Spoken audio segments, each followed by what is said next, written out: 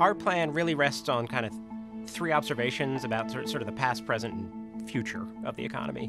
The thing from the past that really informs our plan is just the extraordinary rise in economic inequality that has kept pretty consistent average economic growth from translating into living standards growth at the bottom and middle, so that really informs what we do. I think in sort of the present, we still have a pretty weak recovery. There's lots of talk that this sort of shortfall in demand that is keeping the recovery weak could be with us for quite a long time. So even as we close the budget deficits in the medium term, we like to do it in a way that still provides a steady boost to the economy, sort of a balanced budget multiplier approach we think would be desirable.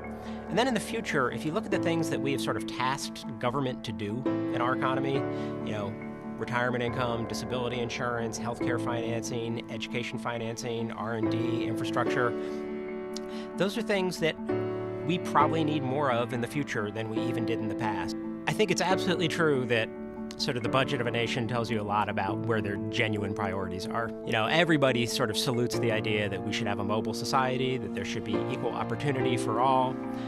In the budget, if I see someone talking about economic mobility and equal opportunity for all, I really want to see a corresponding dollar investment commitment to things like education, research and development, infrastructure, training. If you look at that portion of the budget where most of those things are, it's in the non-defense discretionary portion of the budget, we are squeezing that. We're just strangling it over the past 5 or 6 years.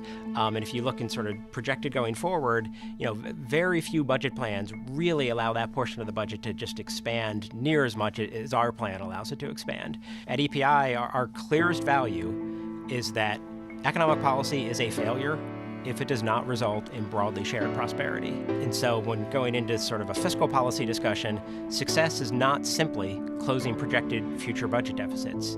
You could do that in all sorts of ways that would leave low and moderate income families worse off than they were before.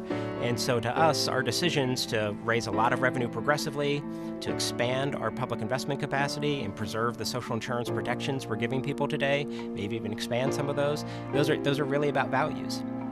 In the end, your values have to be disciplined by economic feasibility, for sure. I'm an economist.